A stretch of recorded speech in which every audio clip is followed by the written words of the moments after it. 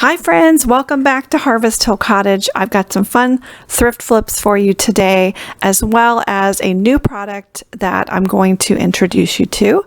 So let's jump right in and let's upcycle some old junk.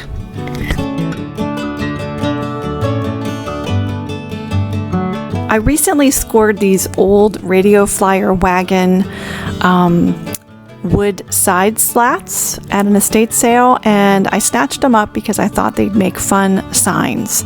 So I cleaned them up, I sanded them back, and I was going to paint them, but I just loved that vintage patina so much that I just left them alone.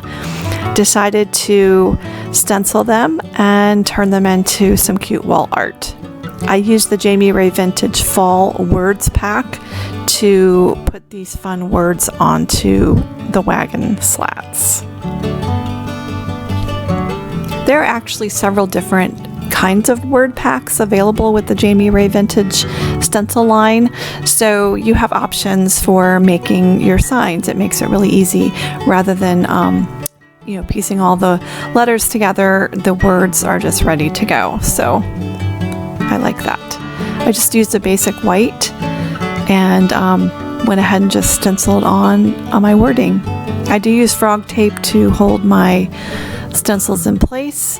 When I'm done with the stencil, I just pop it into a pan of water, because if you let it sit out to dry, it just makes it really hard to clean later. But I will say the Jami stencils are easy to clean because of their durability and thickness.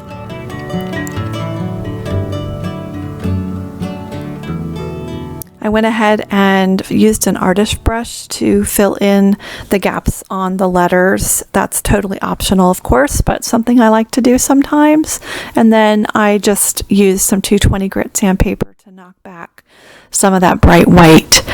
That way it gave the sign an overall vintage look. I think it turned out really cute.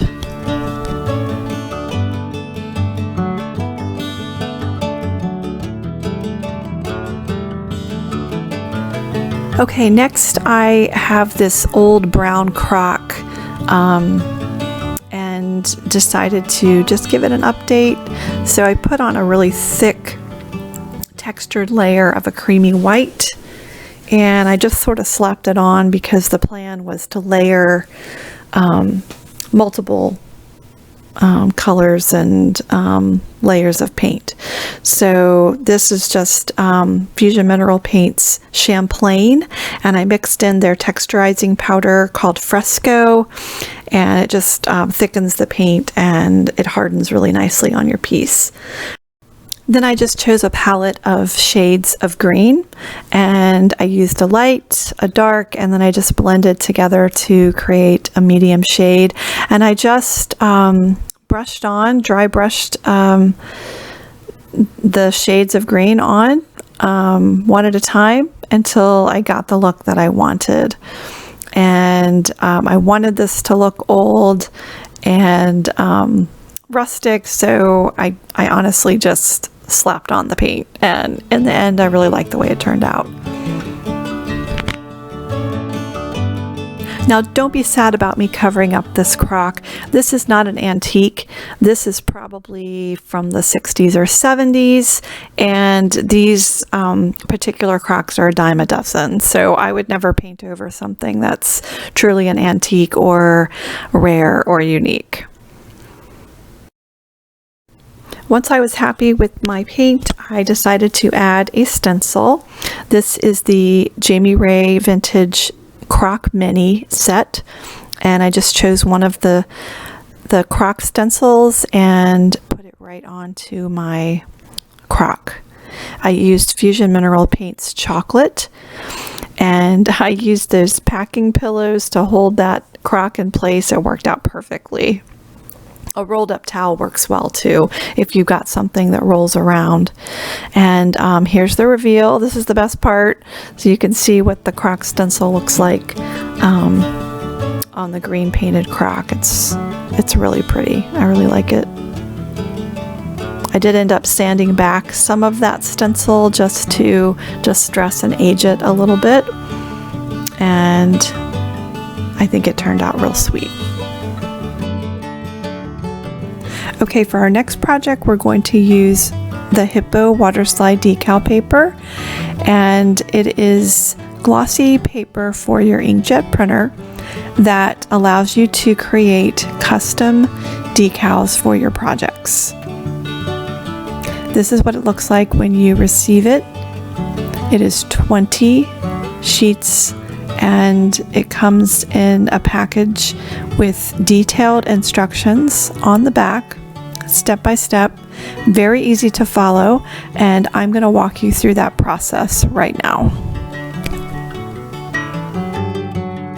So once you print out the picture that you would like, you need to coat it with 3 coats of a polyacrylic water-based sealer. I have these Thrifted platters that are a little plain, so I decided to add a decal. I found these rose-colored transferware patterns, and I found them on the Graphics Fairy website. I'll post the link below. And they say to just trim your piece about 1/8 of an inch out, and so that's what I'm doing here.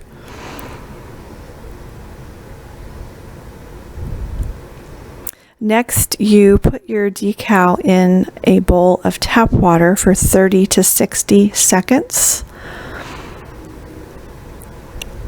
You want it to moisten enough so that the backing will easily slide off of the decal. And take some of that water and moisten your surface.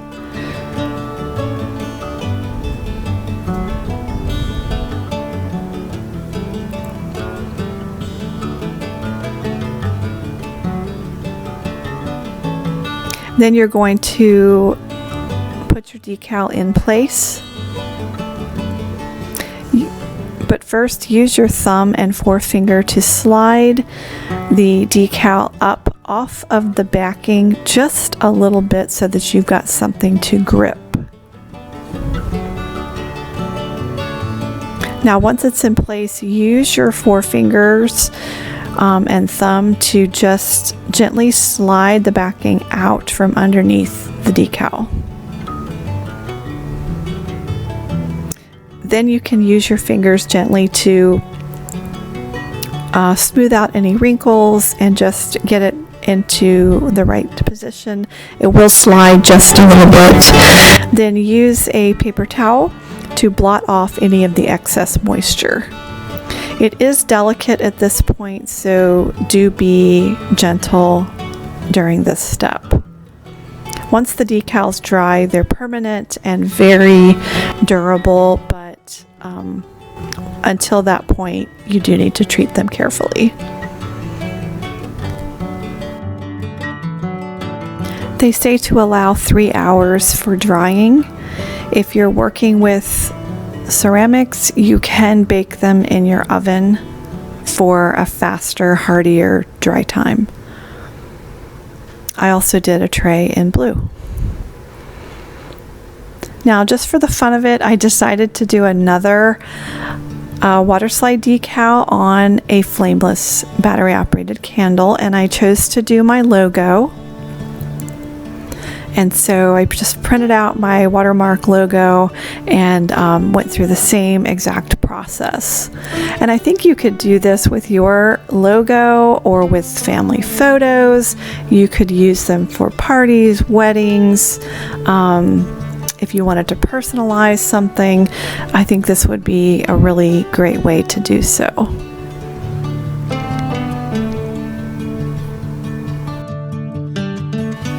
Hiipoo is offering a discount for my viewers. If you would like to give the Waterslide decals a try, I will drop the link below in the description box for the Hiipoo Waterslide decals as well as the promo code.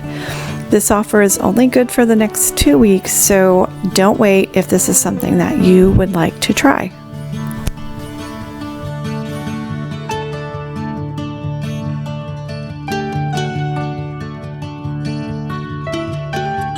Okay, our final project is a really fun one. This is an old thrifted drawer that has been in my stash for a while, and honestly didn't know what the heck I was going to do with it when I got started. I just went ahead and put on a coat of paint, actually 3 coats of paint in the color Champlain, and I just coated the whole drawer, honestly not knowing what I was going to do with it in the end, but it did turn out really fun.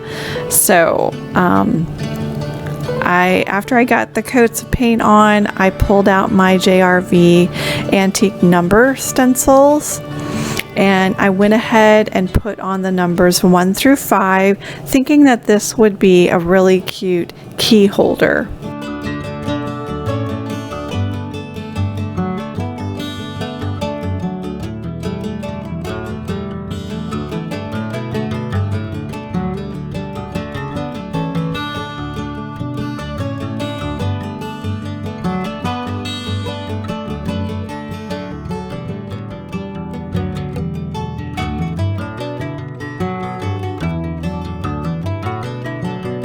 Then, just to age up the piece, I used a foam brush and I did a faux distressing technique, just rubbing on some of the black paint onto the edges and corners, feathering out as I went along. Think distressing with sandpaper, but instead of sandpaper, a brush.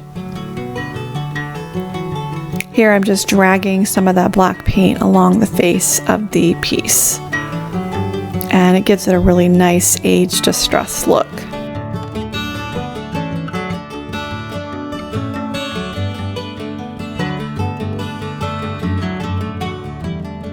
As always, thank you so much for watching. Please subscribe if you haven't already so we can hang out together in the future. We're grateful for you, and we hope to see you again next time. Thanks so much, and God bless.